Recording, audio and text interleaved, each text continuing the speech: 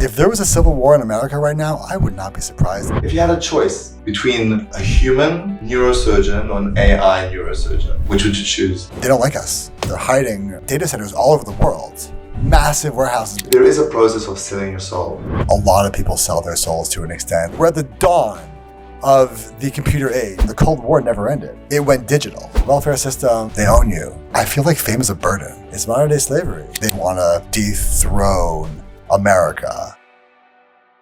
Welcome back to Reality Squared, episode number 4. Big time. Episode number 4. We are rocking and rolling, having a good time. And Sharon, take it away. Yes. Love.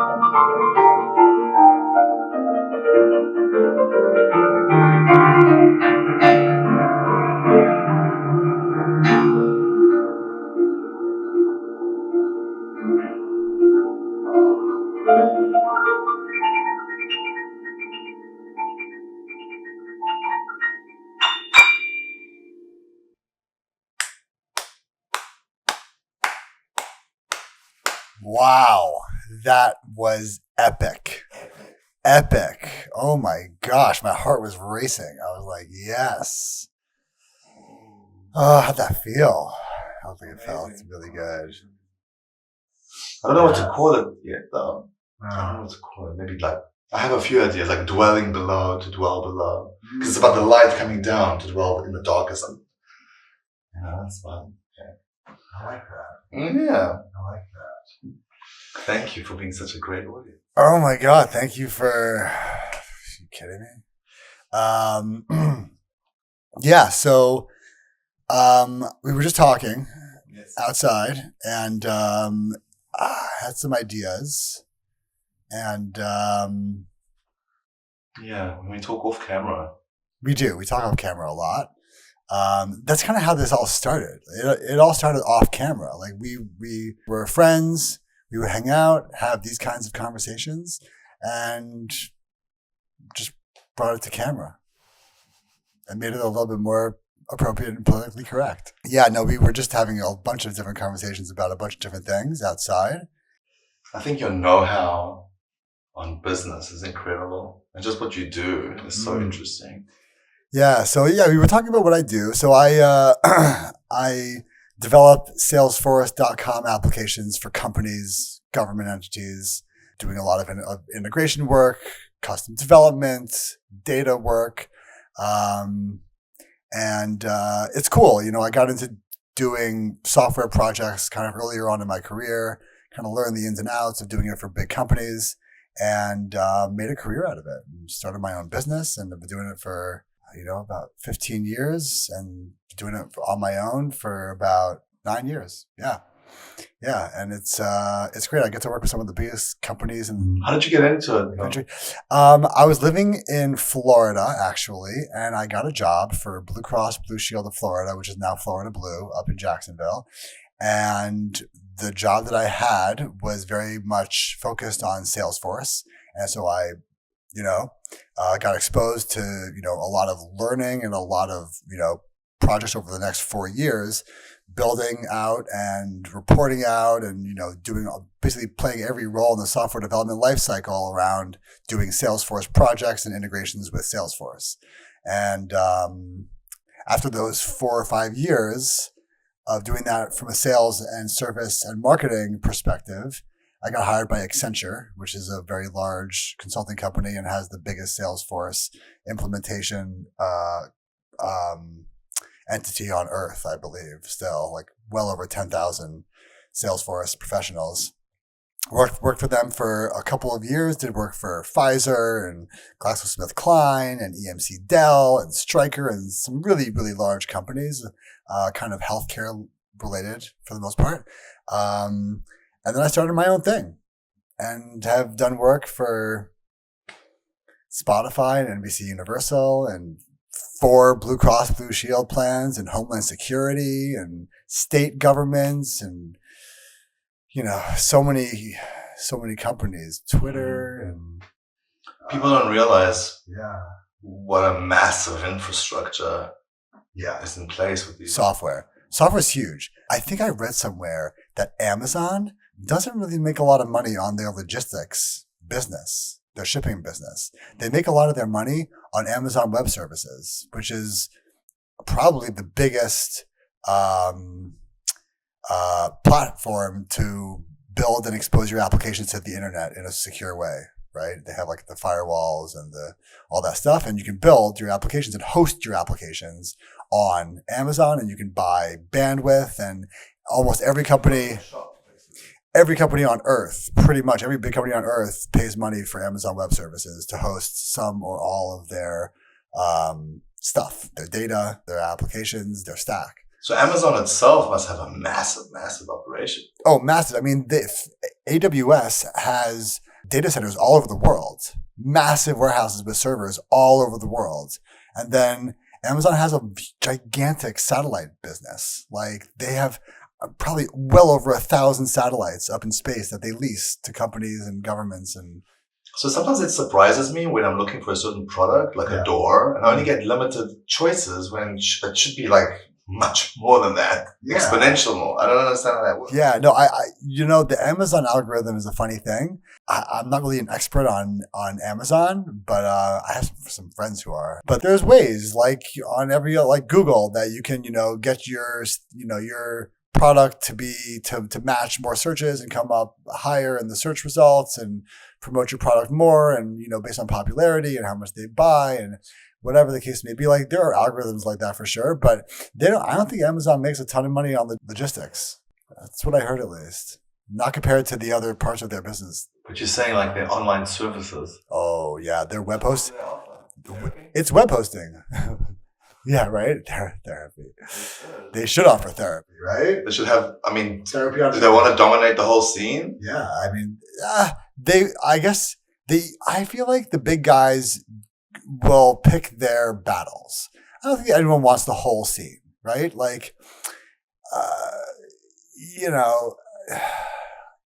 I mean, I guess eventually if you make enough money, you get into pretty much everything anyway. But I don't know. I mean, I feel like the big guys can't be used as examples because this is the 0.000000001%, and there's only a few of them in the world, and what they do is bespoke and unique to them and their strategy, and you can't like glean patterns from these people. They all do things so differently. But I think that fundamentally, they probably all have similar methodologies in a lot of the ways that they work, with the ways that they plan. But it was cool. It's been cool in my career to be exposed to so many big corporations, see how they work, see where they have opportunities to improve, see how they approach it, the culture of the company. It's been fascinating to see, certain companies that I work for are highly compliant. And then there are some companies that are not, and like really are very emotionally driven companies as opposed to fiscally driven. And it's fascinating to see old, like foundational companies in America and how they run, and to see different business companies in the same industry, like big pharma, that each have a vaccine department, and they, have, all their different, their inhaler department and their painkillers and their all their stuff, and they all do business so differently. They sell differently. They do compliance differently. They have different legal strategies. They do marketing so differently. It kind of gave me like an insight into life and just the variability of life, that like there is no right, wrong way necessarily to do pretty much anything. You just have to find the way that works for you. That's successful, right? And that works for you. And if you try to copy someone else, ultimately, you don't have their secret sauce. You don't have the exact variables that were in place when they figured their stuff out and, grew. And, each company has their own trials and tribulations and hurdles to overcome. And the way that they do it is going to define, ultimately, their path to building their processes, their structures, their interfaces with each other, the public, so on and so forth. So it's been cool. It's been very, very cool. My career pretty much grew with Salesforce. When I started doing Salesforce work, Salesforce was a budding new company.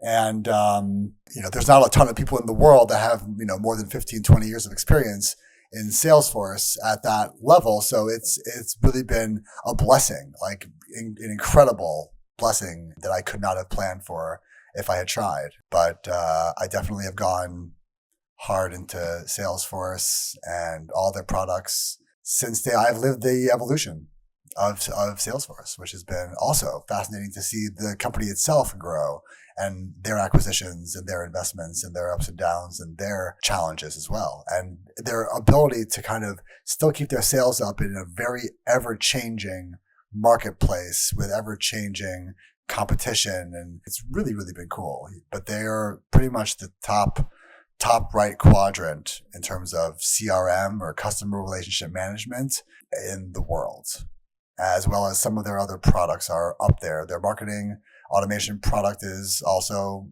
up there, and they bought a company that does integration, MuleSoft, also highly recognized. So like they're a top player in the world. It's been fascinating. How did you get into what you do? Like music, psychology? Psychology. That's a fascinating question. Well, I was pursuing music and film in LA, and the further I got up that ladder, the more resistant I became because of the morality.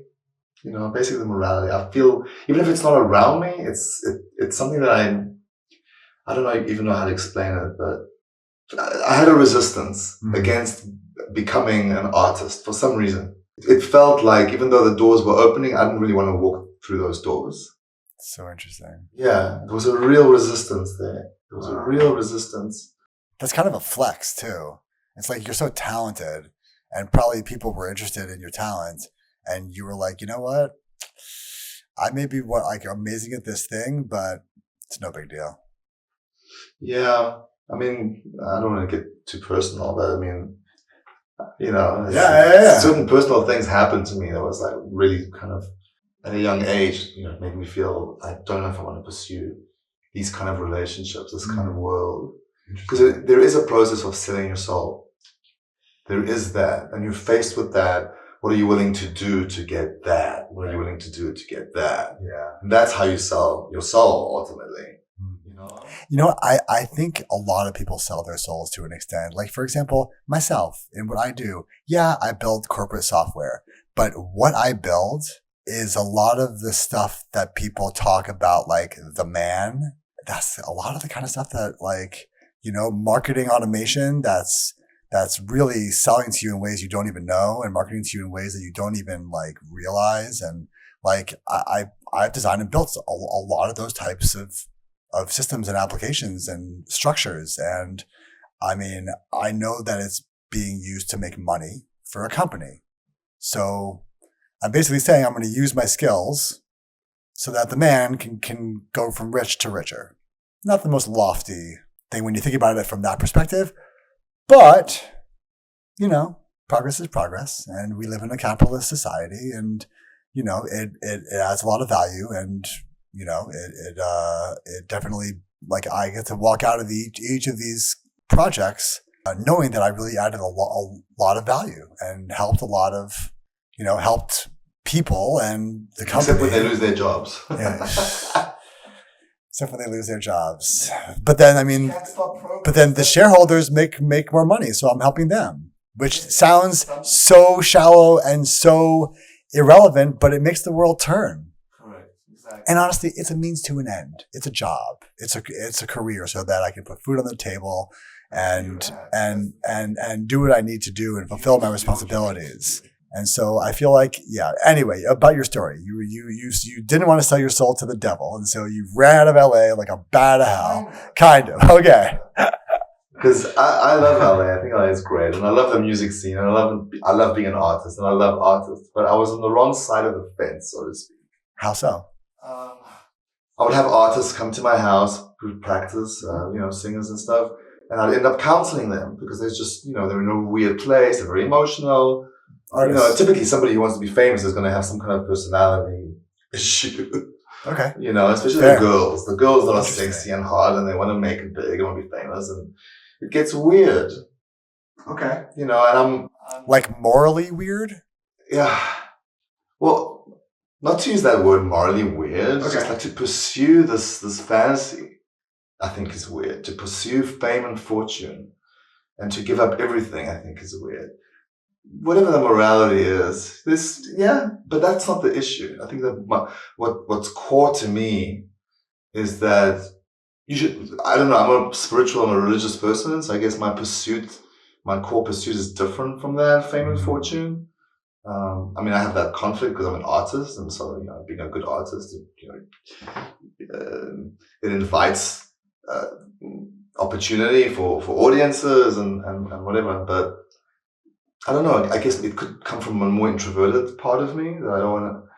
Who knows where it comes from? The self-sabotage. I don't know. It's kind of complicated. Or is it not self-sabotage? Maybe it's just your defense mechanism going, you know, guiding you to things that you feel better about yourself doing.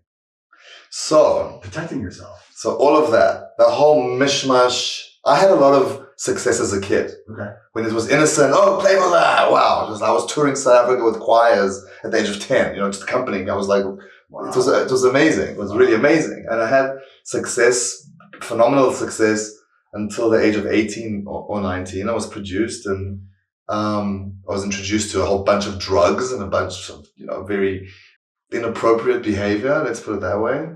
Okay. And, so having that experience, I didn't want to go too deeply into that world. I was, I guess, traumatized by certain events that happened. Interesting. I think that's probably hitting the nail on the head. Okay. But eventually I did ayahuasca. And it all came together. And ayahuasca told me that my calling is to pursue psychology. Wow. How old were you? I was 31. Oh, wow. Okay, cool. Amazing. I already decided, even earlier on, when I went to Berkeley, I said, if nothing's going to happen, if I don't hit the jackpot in music by the age of 31, 32, I'm changing lanes. Wow. So I had that already, you know, that instinct. Okay. And, I wanted to learn, to grow, you know. I have judgment against celebrities. Why? For what? For allowing themselves to be objects of worship. Interesting. I don't know how much good they do to billions of people who worship them. I don't know. Like the industry is run by. It has an agenda. It seems. It seems. You know, and the people that I was mixing with were just shallow. I wasn't having conversations like this with them. Right. Yeah. No. LA, I found, I spent a fair amount of time in LA. It's funny. Instead of asking people what they do, I ask people what they do from 9 to 5. Because I would ask people what they do. Oh, I'm an actor. I'm a singer. I was like, so you make a living doing that? Oh, no, I'm a waitress. I'm a bottle service girl. I'm a whatever I do. It's a place where a lot of people come to make it and to kind of skip the line to get famous fast. People want like instant gratification. And so they figure if they gravitate towards places, you know, LA, Nashville, certain places for music specifically, that they're going to get discovered faster and hit the jackpot faster without having to put in their time. People who are pursuing it are cutthroat. Oh yeah, really cutthroat. So in that essence, you're saying that they sacrifice their morals, values, and standards for the almighty dollar and fame. Fame. You know, for fame, how much are you willing to sacrifice of your personality? Yeah, and of your soul, of your spirit. Growing up, my dad worked with a lot of famous people. He was in marketing for a big pharmaceutical company. And so, you know, they work with a lot of big famous people, their commercials or whatever. And I remember as a kid, him always coming home from a business trip or whatever, they, you know, shot some commercial or whatever. And he would tell me the stories about who he was hanging out with or whatever. And he would always say at the end, he's like, but remember, they put on their pants one leg at a time, just like you. They're no different. They're no different. They're no different. And honestly, I feel like fame is a burden, a big burden. Mm-hmm. I feel like you lose freedom when you're famous. I feel like you lose anonymity. You lose privacy. Yes. And I love my privacy. Yeah. 100%. I mean, being private, I think is important. It's important. It's, you know, your private life is no one's business. You know, what you expose to people for, let's say, social media, for podcasts, for whatever the case may be, cool. But like your day to day, your life is no one's business. And I feel like you lose a lot of that, especially if you're a controversial famous person and you're in the tabloids and you're being like, it's just a big game. It's nasty. It's crazy. I'll never understand it. I don't knock those who want it and are into it. I'm also not a big pop culture person. Like I just, they're people with jobs. To be so into it. Yeah, I just never got into it. You know, I don't like to be a spectator of life. I like to be a liver of life. I like to live life. I feel like people, they scroll on their phones. They are into pop culture. They know who every boyfriend who cheated on every whatever and every, you know, and it's like you're spending all this time and energy and money keeping up on the who's who of who's who while you could be living your own life and upping your own game and building skills yourself, you know? So exactly that. Like our culture though, we're breeding this in our culture. Like you go onto your phone, onto your Instagram, and you're just looking at everyone else's content, everyone else's lives, what everyone else is accomplishing while you're sitting there being entertained. Mm-hmm. It's just entertainment. It's really shallow. It's the lowest form, right? It's like, it'd be better to talk to someone about people than to look through content, which again, talking about people is pretty much the lowest form of communication. You know, you want to be talking about concepts. You don't even want to be talking about things that happen. Concepts are like the highest form, right? Yeah. If you're scrolling on your phone, you are lower than a gossiper. You're just a massive voyeur. You're a consumer of gossip. You're a voyeur of gossip. Yeah. And yet, I so appreciate some people on Instagram that live across the earth and what they're doing. Absolutely. Amazing content has come out of social media. Yes. Amazing. But also some mind-numbingly ridiculous stuff. Yeah. Ridiculous. Yeah. Content's content. I don't judge. It is what it is. I don't have to watch it. No big deal. But I feel like as a culture, a lot of people have started to kind of worship a lot of these YouTubers and Instagrammers and influencers.